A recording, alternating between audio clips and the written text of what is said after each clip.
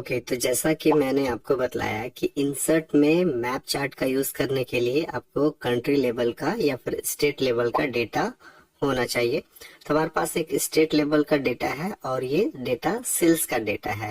हमारे पास एक कंपनी है जो अलग अलग इस स्टेट में सेल्स करती है और इस मंथ का हमारा जो स्टेट वाइज जो सेल्स का डेटा है वो ये है। अब हम चाहते हैं कि इस सेल्स डेटा को मैप चार्ट के थ्रू दिखाया जाए। तो सबसे पहले हमें इस रेंज को सिलेक्ट कर लेना है और रेंज को सिलेक्ट करने के बाद इंसर्ट में आना है और चूज करना है आपको मैप। मैप में जैसे क्लिक करेंगे तो एक छोटा सा ये मैप का आइकन दिखेगा, इसमें आपको क्लिक कर लेना है। जैसे आप क्लिक करेंगे आपके पास इस तरह से मैप आ जाएगा।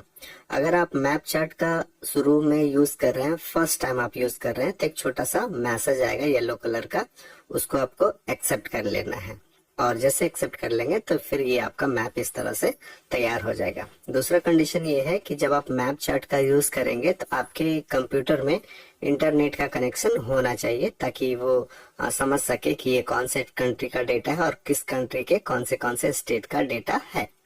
जैसे आप इस तरह से लेंगे तो एक डिफॉल्ट मैप आपको मिल जाएगा।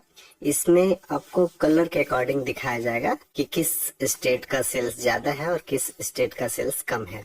यहाँ पे कलर का जो रेंज है वो दो तरह से है, एक है लाइट ब्लू और फिर एक है ब्लू।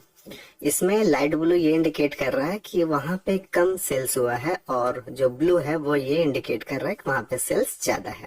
यहाँ पे आप इस तरह से देख भी सकते हैं।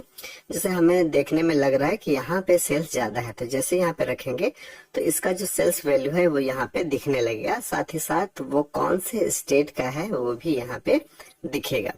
आपका फीडबैक मेरे लिए बहुत ही इम्पोर्टेंट है, कमेंट बॉक्स में जरूर लिखिए। इसी तरह आप अलग अलग मैप में जिस जिस लोकेशन में आप क्लिक करेंगे उस स्टेट का नाम दिखेगा और उस स्टेट में जो टोटल सेल्स किया गया है उसका वैल्यू भी यहाँ पे दिखेगा। तो इस तरह से आप मैप का यूज कर सकते हैं।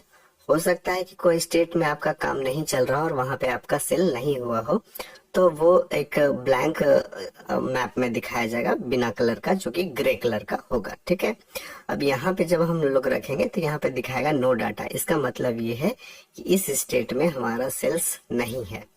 ये जो चार्ट आता है इसका डिफॉल्ट टाइप तो ये है, लेकिन आप इसे कस्टमाइज भी कर सकते हैं।